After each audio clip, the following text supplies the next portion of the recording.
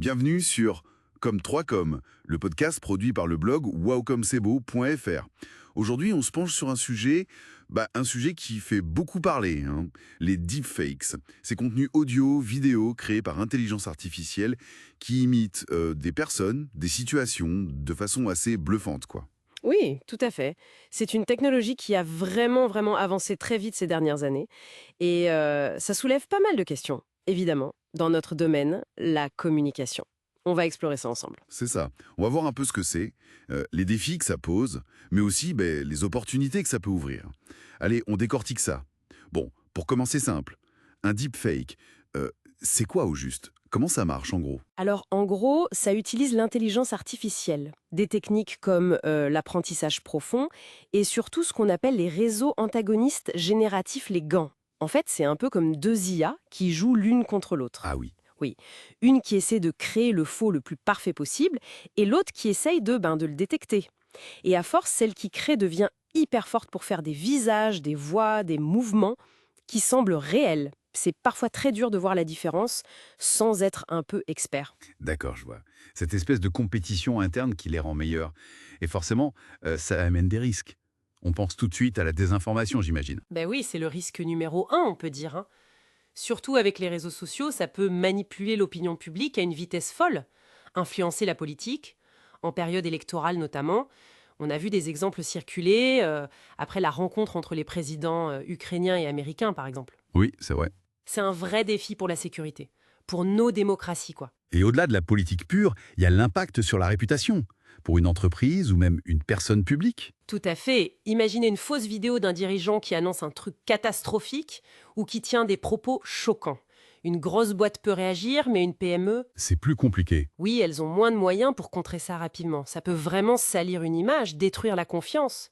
C'est dangereux. Et on parle aussi de plus en plus de fraude, carrément.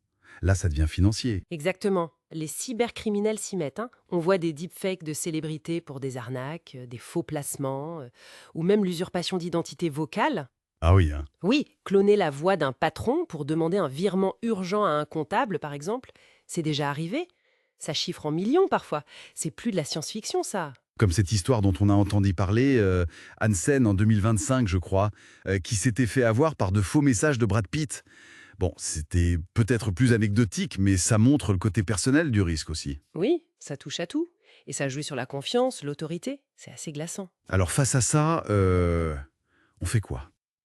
Est-ce qu'il y a des lois, des moyens de se protéger, de détecter ces trucs? Disons que ça bouge, on essaie de suivre. Côté législation, aux États-Unis par exemple, pas mal d'États ont déjà des lois ou des projets de loi comme le HR 5586.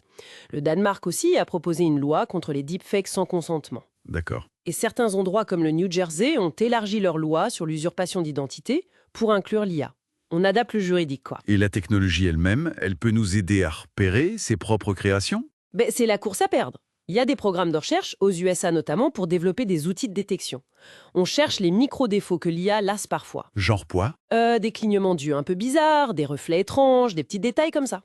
Une autre piste, c'est le marquage numérique, une sorte de tatouage invisible sur les vrais contenus. Mais bon, Mais les créateurs de deepfakes s'adaptent aussi, j'imagine. Voilà, c'est un peu le jeu du chat et de la souris version techno. d'accord. Mais bon, tout n'est pas négatif. Si, il doit bien y avoir des usages intéressants, créatifs peut-être. Ah, mais oui, heureusement. Il y a un vrai potentiel. Pour les médias, l'éducation, imaginer des reconstitutions historiques super immersives, faire parler des personnages du passé, ou des simulations pour la formation professionnelle. Je vois. Et pour la com des entreprises alors? Au-delà des risques, des opportunités? Certainement, dans le marketing, la pub, on peut imaginer personnaliser des messages à grande échelle ou adapter une campagne pour l'international sans tout refilmer, juste en changeant la langue de l'acteur. Ah oui, pas bête. Ça peut réduire les coûts aussi. Exactement. Ça peut rendre certains processus créatifs plus accessibles, même pour des plus petites structures. Donc, en fait, si on résume, c'est une technologie à double tranchant.